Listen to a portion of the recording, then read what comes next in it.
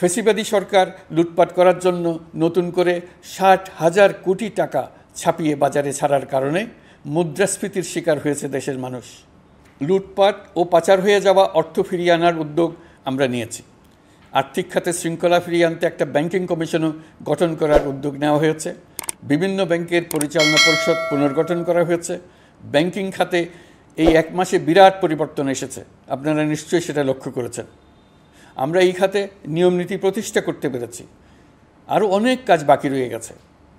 প্রথম মাসের কাজ হিসেবে শুধু প্রধান কাজগুলো করেছি, তার সঙ্গে রয়েছে আরও অনেক পরবর্তী কাজ। ফ্যাসিবাদী সরকার লুটপাট করার জন্য নতুন করে ৬০,০০০ কোটি টাকা ছাপিয়ে বাজারে ছাড়ার কারণে মুদ্রাস্ফীতির শিকার হয়েছে দেশের মানুষ। এই অতুলনীয় মুদ্রাস্ফীতি নিয়ন্ত্রণ অন্তর্বর্তী সরকারের অন্যতম প্রধান লক্ষ্য। মুদ্রাস্ফীতি নিয়ন্ত্রণের লক্ষ্যে পলিসি সুদের হার বৃদ্ধি করে ৯% উন্নীত করা হয়েছে।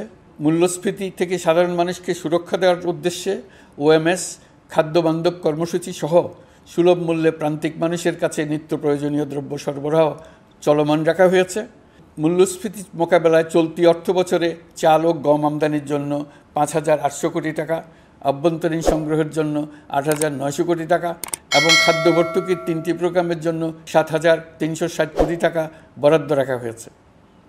বিভিন্ন স্টেক হোল্ডারের সাথে সভা করে মূল্যস্ফীতি নিয়ন্ত্রণের করণীয়সমূহ চিহ্নিত করা হয়েছে।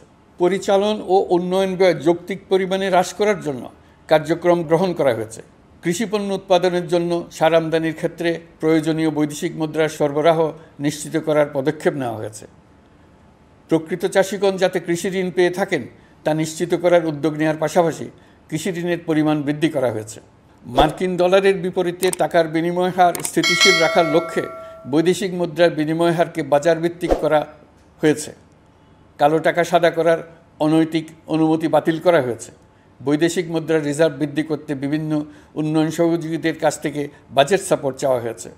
আন্তর্জাতিক মুদ্রা তহবিল থেকে অতিরিক্ত ৩ বিলিয়ন মার্কিন ডলার, বিশ্বব্যাংক থেকে অতিরিক্ত ১ বিলিয়ন ডলার, জাইকা থেকে অতিরিক্ত ১ বিলিয়ন মার্কিন ডলার প্রদানের অনুরোধ করা হয়েছে।